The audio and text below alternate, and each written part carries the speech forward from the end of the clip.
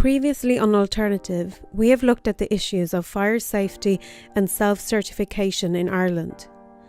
Many of the recent revelations came following the horrific fire at Grenfell Tower in London. We are now approaching the 6-month anniversary of the fire, and there are still families without permanent accommodation, and the shocking events are still fresh in the memories of those in the area.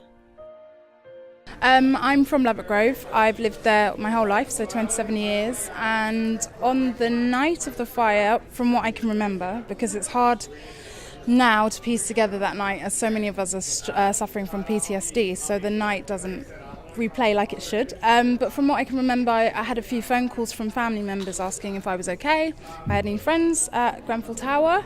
So I turned on the news, and me and my boyfriend, in the middle of the night, ran straight down there and watched the tower burn. It burned for 60 hours, Grenfell Tower, and within that time we were on the ground helping sort donations, doing what we could, very aware that people we knew in that tower probably didn't make it out. Unfortunately, residents had reported concerns regarding fire safety at the tower for a long time, but they were ignored. Well, aside from Edward Darfin, who wrote the Grenfell blog, a number of residents had actually made complaint about, first of all, there'd been some electrical charges in 2013 where actually one person's computer blew up because of the charges, and a number of other people, their equipment blew up, toasters and various things. So they complained to the council, they complained to the KCTMO, and they were just actually dismissed completely out of hand, and was said, oh, this is probably just your toaster or your computer. So there was the electrical charges issue, but also they complained about some of the fact that the alarms didn't work properly. There were no lights on the communal landings.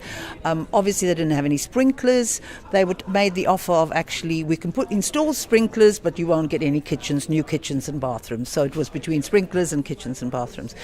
So those were some of the issues, alongside with the fact that they built an academy at the base of the tower, and they took away some of the green space, but also the space for vehicles to get in really close. So on the night of the fire, a lot of the fire engines couldn't get close enough because there was no room for them to actually get in. While the tragedy has left many victims behind, the local community has organised themselves to demand justice. I had spent a few weeks on the ground volunteering, helping sort through donations, and it wasn't until Justice for Grenfell went to Manchester that I got involved for the People's Assembly. And for me I needed something to put my time and effort into that was constructive, because I was spending a lot of time dwelling on the night, thinking about how sad I was and really going through a really hard grieving process. But Justice for Grenfell's giving me an outlet to put that energy into something constructive and to help, if I can, obtain justice. And where's the campaign at now? Oh, it's hard to say. We're approaching the 6-month mark, so we know the public inquiry is about to begin. We've got our 6th-month march coming up. We've got the Day of National Remembrance. We are heading down. It's hard to say. We want to ensure that everything is run in the most appropriate way. The criminal investigation, the public inquiry, the inquest, everything's run in the most appropriate way, and only that way will we get justice and more people be prosecuted. So why were the warnings of residents ignored? Similar to the tragic fire in Carrick Mines, the authorities neglected their duty to ensure the safety of the people living there.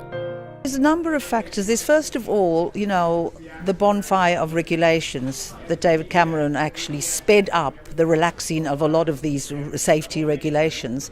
So that's had, I think, a major factor in the fact that actually whoever when they were doing the refurbishing of Grenfell, that actually the contractor and subcontractor and subcontractor of subcontractor actually didn't have appropriate safety regulations to ensure whatever they were doing in the building, was safe enough. They weren't tested, they were passed by the fire service, very inexperienced, that in actual fact the fire brigade had given a warning about the risks and they were ignored.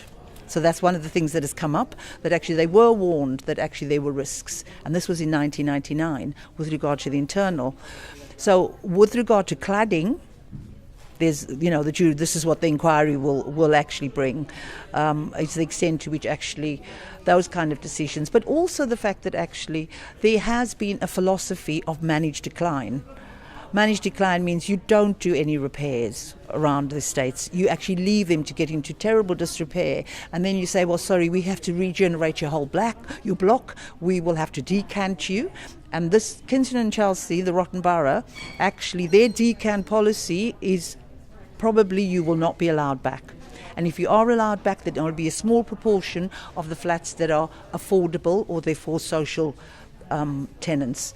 So regeneration and managed decline go hand in hand as a way of actually socially cleansing communities who've been there for decades, and especially for the black and minority ethnic groups.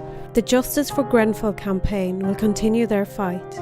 In Ireland, we need to hold local councils to account if issues of fire safety arise, and continue to demand an end to self-certification.